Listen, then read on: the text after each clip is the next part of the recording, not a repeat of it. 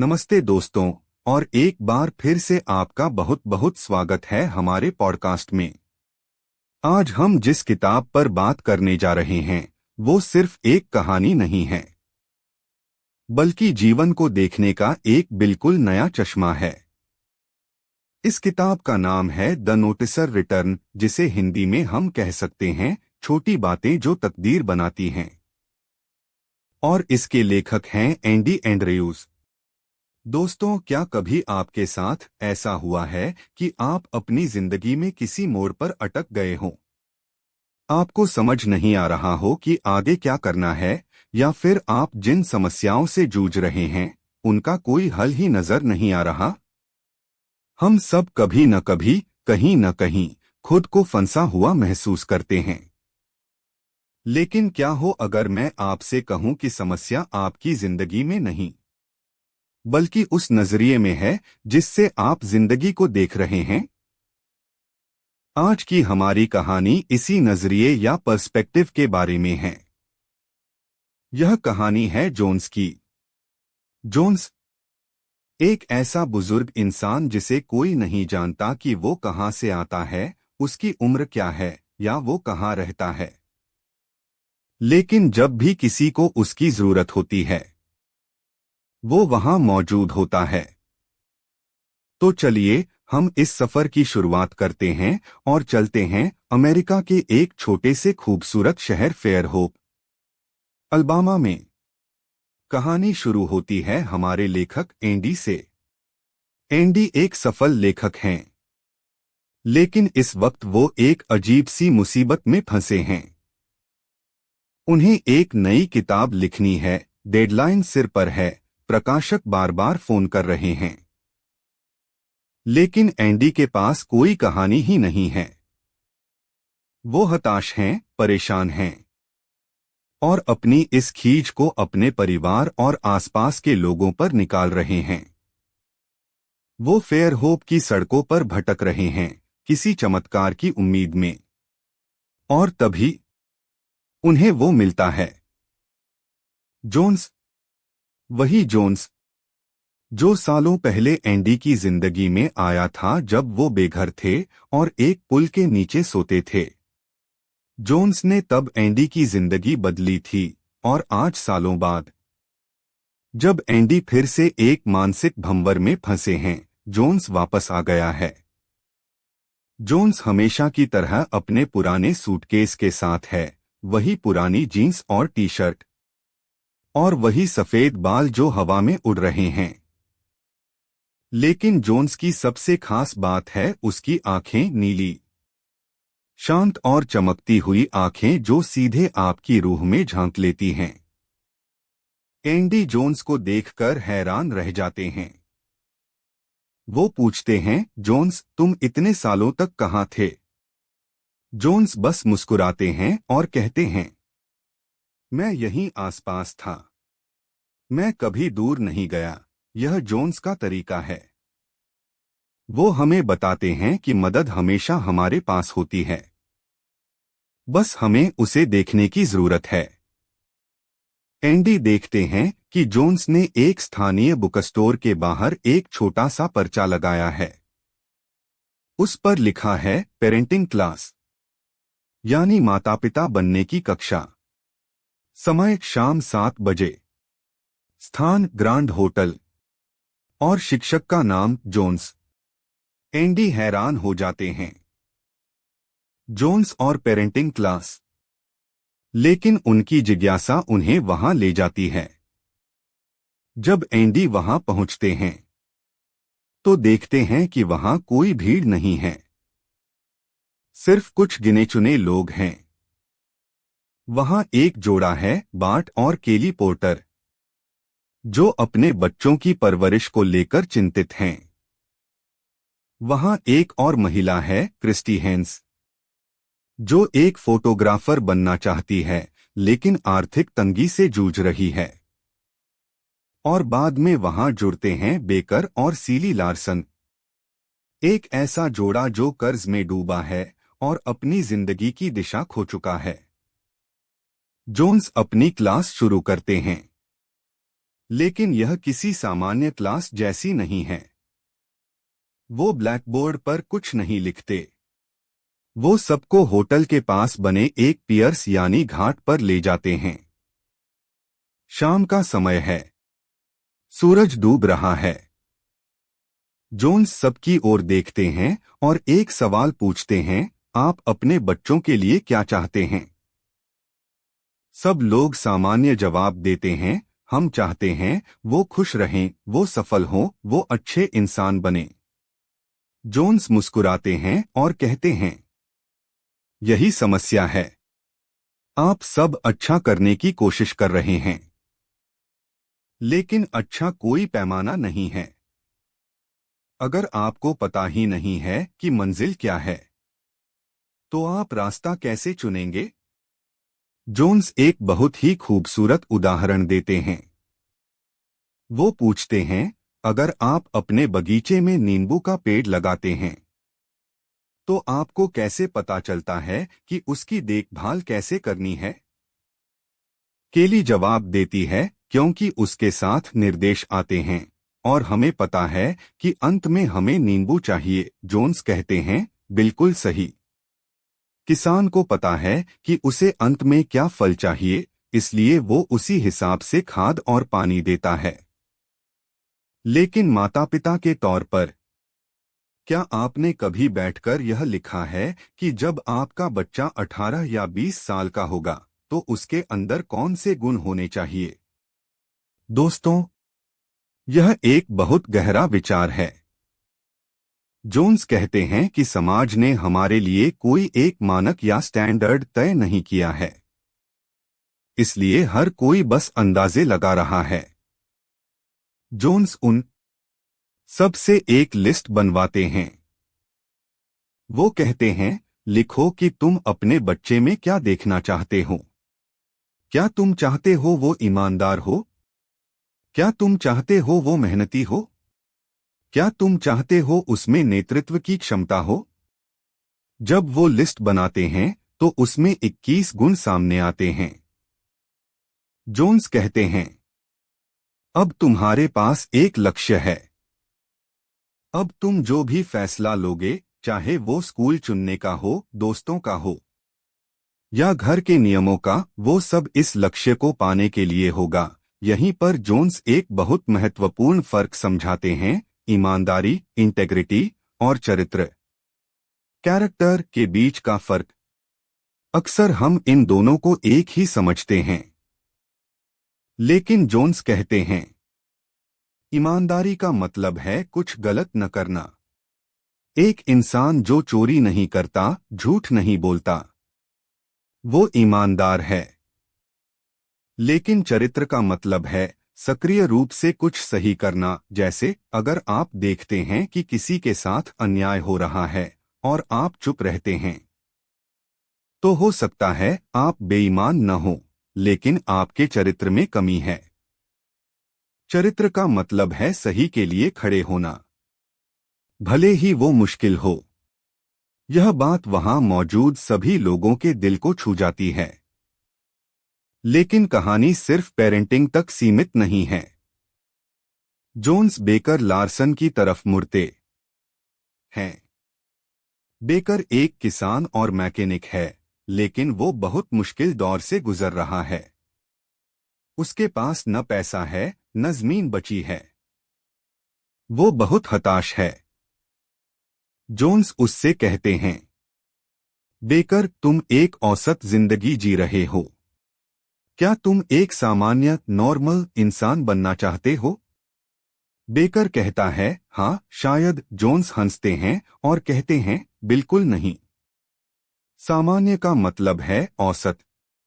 सामान्य का मतलब है कर्ज में डूबा हुआ, तनाव में रहने वाला और दुखी। अगर तुम असाधारण परिणाम चाहते हो, तो तुम्हें सामान्य लोगों की तरह सोचना बंद करना होगा। जोन्स उसे समझाते हैं कि जब हम मुश्किल में होते हैं, तो हम अक्सर डर जाते हैं। हम सोचते हैं कि हमारे पास संसाधन नहीं हैं। लेकिन जोन्स कहते हैं, यही तो मौका है। जब तुम्हारे पास कुछ नहीं होता, तब तुम्हारे पास सोचने की आजादी होती है। तुम उन रास्तों पर सोच सकते हो जिन पर भरा पूरा इंसान नहीं सोचता। बेकर अपनी समस्या बताता है कि उसे बैंक से लोन नहीं मिल रहा। जोन्स कहते हैं, यह तो बहुत अच्छी बात है। अगर तुम्हें लोन मिल जाता तो तुम वही करते जो सब करते हैं, कर्ज लेकर बिजनेस शुरू करना और फिर उसे चुकाने के लिए जिंदगी भर काम करना। अब जब तुम्हें लोन नहीं मिल रहा तो तुम्हें बिना पैसों के शुरुआत करने का तरीका ढूंढना होगा, और यही तुम्हें बाकियों से अलग बनाएगा। दोस्तों, यह नजरिए का जादू है जिसे हम रुकावट समझते हैं। वो असल में एक नई दिशा का संकेत हो सकता है। बेकर और उसकी पत्नी सीली को एहसास होता है कि उनके पास हुनर है। बेकर को कुकिंग और मशीनों की मरम्मत का शौक है और सीली को बागवानी का। जोन्स उन्हें प्रेरित करते हैं कि वो अपने इन हुनर को लोगों की सेवा में लगाएं, न कि सिर्फ पैसे कमाने के लिए। मूल्य वैल्यू पैदा करो, जोन्स कहते हैं। पैसा अपने आप पीछे आएगा। कहानी आगे बढ़ती है और हम मिलते हैं जैक बेली से। जैक शहर के सबसे अमीर और सफल व्यापारियों में से एक हैं। एंडी जैक को जानता है, लेकिन उसे यह नहीं पता था कि जैक भी जोन्स को जानता है। दरअसल सालों पहले जोन्स ने जैक की भी मदद की थी।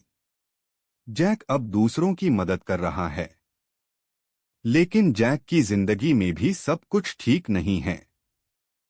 उसकी पत्नी मैरी चैंडलर बहुत दुखी है। उसकी मां को अल्जाइमर की बीमारी है और वो अपनी मां को तिल तिल कर मरते हुए देख रही है। मैरी का दिल टूट चुका है।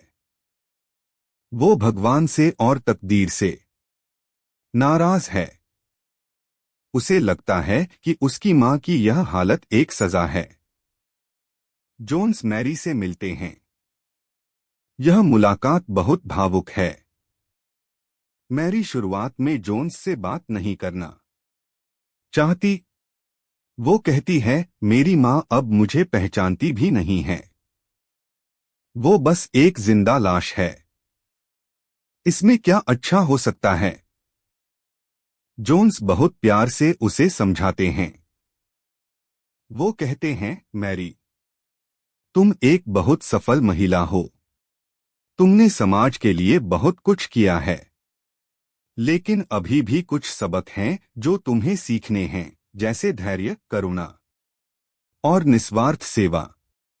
और विडंबना यह है कि तुम्हारी मां अपनी इस हालत में भी तुम्हें यही सब सिखा रही हैं। वो अब भी तुम्हारी मां हैं। वो अब भी तुम्हारा भला कर रही हैं। तुम्हें एक बेहतर इंसान बना रही हैं। जोन्स मैरी को याद दिलाते हैं कि कैसे बचपन में उसकी मां उसे लोरी गाकर सुनाती थीं। वो मैरी से कहते हैं, आज रात तुम अपनी मां के पास जाओ, उन्हें गले लगाओ और उनके लिए वही लोरी गाओ। डरो मत, बस प्रेम करो उस रात। मैरी का नजरिया बदल जाता है। जिस स्थिति को वो अभिशाप मान रही थी, उसमें उसे सेवा और प्रेम का अवसर दिखाई देने लगता है। उसका गुस्सा खत्म हो जाता है और उसकी जगह शांति ले लेती है। दोस्तों, इस किताब का सबसे रोमांचक हिस्सा तब आता है जब जोन्स एक रात अचानक सबको फोन करते हैं। रात के 2 बजे वो सबको एक सुनसान जगह पर बुलाते हैं। एंडी, बेकर, सीली, क्रिस्टी सब हैरान और परेशान हैं। वो नींद में हैं, डरे हुए हैं। जोन्स उन्हें एक पुराने कब्रिस्तान के पास बुलाते हैं और फिर वहां से घने जंगल के रास्ते समुद्र किनारे ले जाते हैं। रास्ता मुश्किल है, कांटे हैं, अंधेरा है। सब शिकायत कर रहे हैं। क्रिस्टी रो रही है। बेकर को गुस्सा आ रहा है, लेकिन जोन्स कहते हैं, बस चलते रहो, मेरे पीछे आओ, रुकना मत। आखिरकार वो समुद्र किनारे पहुंचते हैं। जोन्स उन्हें पानी में उतरने के लिए कहते हैं। उनके हाथ में जाली और भाले हैं। किसी को कुछ समझ नहीं आ रहा। लेकिन तभी पानी में हलचल शुरू होती है। हजारों लाखों की तादाद में झींगा मछलियां, श्रिम्प्स, केकड़े और मछलियां किनारे की तरफ आने लगती हैं। यह एक प्राकृतिक घटना है जिसे जुबिली कहते हैं। यह बहुत दुर्लभ है और सिर्फ कुछ खास परिस्थितियों में होती है। अचानक वो सब लोग जो अभी तक डर और गुस्से में थे, खुशी से चिल्लाने लगते हैं। वो बाल्टियां और बोरे भरने लगते हैं। इतना खजाना उनके पैरों के पास है कि वो उसे बटोर नहीं पा रहे। सुबह होने तक उनके पास इतना सी फूड होता है कि वो उसे बेचकर अपनी तात्कालिक आर्थिक समस्याओं को हल कर सकते हैं। जब सूरज निकलता है तो जोन्स वहां नहीं होते। वो जा चुके होते हैं। लेकिन वो सबको एक बहुत बड़ा सबक दे जाते हैं। वो सबक यह है कि जब आप अंधेरे में होते हैं, जब रास्ता मुश्किल होता है और आपको कुछ दिखाई नहीं देता, तब आपको विश्वास रखना होता है। आपको चलते रहना होता है। जोन्स ने उन्हें पहले ही तैयार कर दिया था। हालांकि उन्हें पता नहीं था कि वो किस चीज के लिए तैयार हो रहे हैं। यह घटना हमें सिखाती है कि अक्सर सफलता और चमत्कार हमारे बहुत करीब होते हैं, लेकिन हम अंधेरे से डरकर ठीक पहले ही हार मान लेते हैं। अगर वो लोग जंगल के रास्ते में वापस लौट जाते, तो वो इस अद्भुत जुबिली को मिस कर देते। इस घटना के बाद सबकी जिंदगी बदल जाती है। बेकर और सीली को जो पैसा मिलता है, उससे वो अपना छोटा सा बिजनेस शुरू करते हैं। क्रिस्टी को अपने कैमरे के लिए पैसे मिल जाते हैं, लेकिन पैसों से ज्यादा उन्हें खुद पर और भविष्य पर भरोसा मिल जाता है। एंडी को अपनी किताब के लिए कहानी मिल जाती है और वो कहानी यही है जो हम अभी सुन रहे हैं। अंत में एंडी समझ जाते हैं कि जोन्स कोई जादूगर नहीं है। वो बस एक नोटिसर हैं, यानी वो चीजों को ध्यान से देखते हैं। वो उन चीजों को देखते हैं जिन्हें हम अपनी भागदौड़ भरी जिंदगी में नजरअंदाज कर देते हैं। वो देखते हैं कि हर इंसान के अंदर एक बीज छिपा है जो एक विशाल पेड़ बन सकता है। जोन्स का संदेश बहुत साफ है। आपकी तकदीर आपकी परिस्थितियों से नहीं, बल्कि आपके चुनावों से बनती है। और आपके चुनाव आपकी सोच से बनते हैं। अगर आप अपनी सोच बदल लें, तो आप अपने चुनाव बदल लेंगे, और अगर आप अपने चुनाव बदल लेंगे, तो आपकी तकदीर अपने आप बदल जाएगी। जोन्स ने बेकर को सिखाया कि सामान्य बनने की चाहत छोड़ दो। उन्होंने मैरी को सिखाया कि दर्द में भी एक मकसद होता है। उन्होंने पेरेंट्स को सिखाया कि बच्चों को सिर्फ पालना नहीं है, बल्कि उन्हें एक मानक देना है। और उन्होंने एंडी को सिखाया कि जब आप अटक जाएं, तो इसका मतलब है कि जिंदगी आपको कुछ नया सिखाने की कोशिश कर रही है। दोस्तों, यह किताब हमें याद दिलाती है कि हम सब में एक जोन्स छिपा है। हम सब में वो क्षमता है कि हम दूसरों की जिंदगी में रोशनी ला सकें। कभी कभी हमें बस थोड़ा रुकने की, गहरी सांस लेने की और चीजों को एक अलग नजरिए से देखने की जरूरत होती है। क्या पता आपकी सबसे बड़ी मुसीबत ही आपके सबसे बड़े अवसर का दरवाजा हो। क्या पता जिसे आप अंत समझ रहे हैं वो सिर्फ एक नई शुरुआत हो। जोन्स कहते हैं, मैं हमेशा यहीं आसपास हूँ, इसका मतलब है कि वो नजरिया हमेशा हमारे पास उपलब्ध है। बस हमें उसे खोजने की इच्छा होनी चाहिए। तो अगली बार जब आप खुद को किसी मुश्किल में पाएं, तो घबराइएगा मत। बस थोड़ा सा पीछे हटकर सोचिएगा, अगर जोन्स यहाँ होते तो वो इस बारे में क्या कहते। शायद आपको जवाब मिल जाए। एंडी एंड्रयूज की यह कहानी हमें उम्मीद देती है। यह हमें बताती है कि हर व्यक्ति महत्वपूर्ण है, हर काम का एक प्रभाव होता है, और भविष्य पहले से लिखा हुआ नहीं है, हम इसे अपने आज के फैसलों से लिखते हैं। तो दोस्तों, आज ही से अपनी जिंदगी की छोटी छोटी चीजों को नोटिस करना शुरू करें।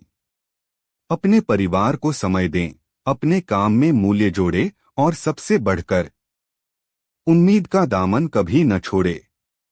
क्योंकि जैसा कि जोन्स कहते हैं, अभी तो बहुत कुछ होना बाकी है। उम्मीद है आपको यह पॉडकास्ट पसंद आया होगा।